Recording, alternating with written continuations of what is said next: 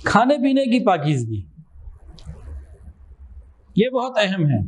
قرآن کے اندر آتا ہے کلوا من الطیبات واعملوا صالحا، کلوا من الطیبات واعملوا صالحا، پاکیزہ چیزیں کھاؤ اور نیک اعمال کرو. یعنی ایک طریقہ بتایا، روٹ بتا دیا کہ نیک اعمال کب ہوں گے؟ جب پاکیزہ غذا اندر جائے گی. جب اندر ہمارا پاک معاملہ ہوگا تو اعمال بھی جسم سے پاک ظاہر ہوں گے. اور اگر کھانے میں ہم حرام چیزیں شامل کریں گے تو پھر ناپاک اعمال ہوں گے. یہ بڑا زبردست ایک تعلق ہے جو قرآن نے کھولا. اب اس کے اندر 3 پوائنٹس موٹے موٹے ہیں جی. پہلی بات تو یہ دیکھیں کہ رزق حلال ہو. حرام مال سے حلال چیز لینے سے وہ تو ٹھیک نہیں ہوگا معاملہ. پہلی بات کیا ہے؟ رزق حلال ہو. اور دوسری بات جو چیز ہم کھا رہے ہیں، خرید رہے ہیں، وہ خود بھی حلال ہو. حلال پاکیزہ مال سے کوئی حرام چیز خرید لے تو حلال تو نہیں ہو جائے گی. رزق بھی حلال ہو، کمائی بھی حلال ہو، جو خرید رہے ہیں وہ بھی شرعاً حلال ہو. نمبر 3، جو اس کا کھانا پکنے کا پروسیس ہے نا، وہ پورا بھی طہارت اور پاکیزگی والا ہو، حلال ہو. اب یہ جو بازاروں میں کھانا بنتا ہے جو ہمیں بڑا پسند آتا ہے، ان میں سے اکثر و بیشتر پاکی ناپاکی کا خیال نہیں کرتے. ایک سادہ سا سوال پوچھتا ہوں، بچے بھی اس کا جواب انشاءاللہ تعالیٰ دے دیں گے. گھر میں کوئی ایسی خاتون کھانا پکائیں جو نماز کی، روزے کی پابند ہو، ذکر فکر کے ساتھ، درود شریف پڑھنے کے ساتھ پکائیں گھر میں، اس کی پاکیزگی اور برکت کو مانتے ہیں یا نہیں مانتے؟ مانتے ہیں نا. اگر اس کی پاکیزگی اور برکت کو مانتے ہیں تو بازار میں وہ بندہ جس کو نماز کی بھی توفیق نہیں، وہاں میوزک بھی چل رہا ہے، بےہودگی بھی ہے، بے پردگی بھی ہے، تو اس کی نحوست کو ماننا چاہیے کہ نہیں؟ یا اس کی برکت کا انکار کریں یا اس کی نحوست کو مانے؟ کہیں تو آنا پڑے گا نا. اگر ہم اس کی برکت کو مانتے ہیں تو اس کی نحوست کو بھی ماننا ہوگا. جب بازار کی چیزیں کھائیں گے، اور ایک عام کامن پریکٹس ہے ہمارے سالکین میں بہت زیادہ ہے، جس رات یہ بازار کا کھانا کھاتے ہیں فجر کی نماز قضا ہو جاتی ہے، نہیں تو جماعت تو چلی جاتی ہے. یہ بے شمار لوگوں کا فیڈ بیک ہے. فجر قضا ہو گئی بھی، رات کو کھانا کہاں کھایا تھا، پھر چپ ہو جاتے ہیں. بہت سے لوگوں کے ساتھ معاملہ آتا ہے.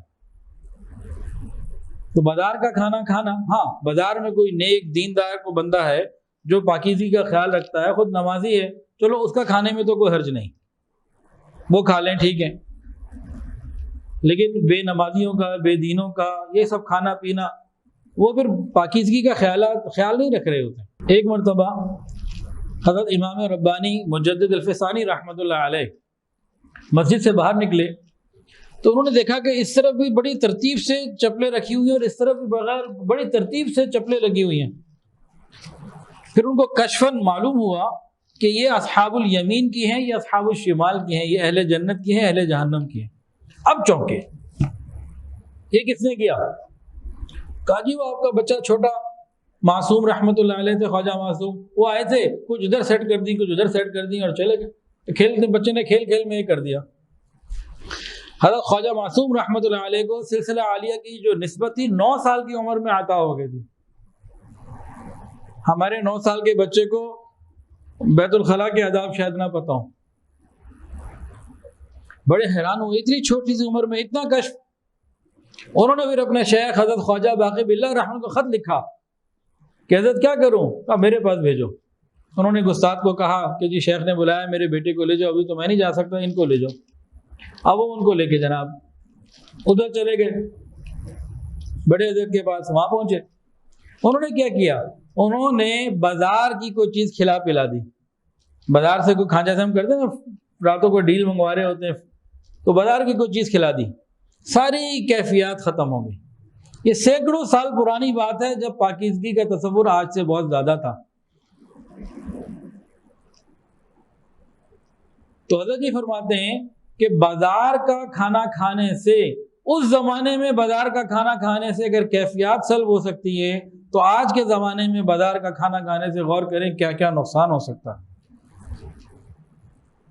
پھر آج کل بہت سارے لوگوں نے نا اپنے گھروں میں جو کام والیاں رکھی ہوتی ہیں کچن کے اندر، بعض دفعہ غیر مسلم ہوتی ہیں، ان بیچاریوں کو پاکی ناپاکی کا تصور ہی نہیں. بہت ایسا ہے سلسلہ. اپنے حواس کو بھی پاکیزہ رکھنا ہے، آنکھ کو، کان کو، ان چیزوں کو، دل کو، دماغ کو، ان کو بھی پاکیزہ رکھنا ہے. نامحرم پہ آنکھ پڑی، آنکھ ناپاک ہو گئی. گانوں سے گانوں کو سنا، میوزک کو سنا تو یہ ناپاک ہو گئی. تو ان پاکیوں کا بھی خیال کرنا ہے. زبان سے جھوٹ بولا، زبان ناپاک ہو گئی. دماغ سے برے خیالات تصور میں لائے، وہ ناپاک ہو گئے.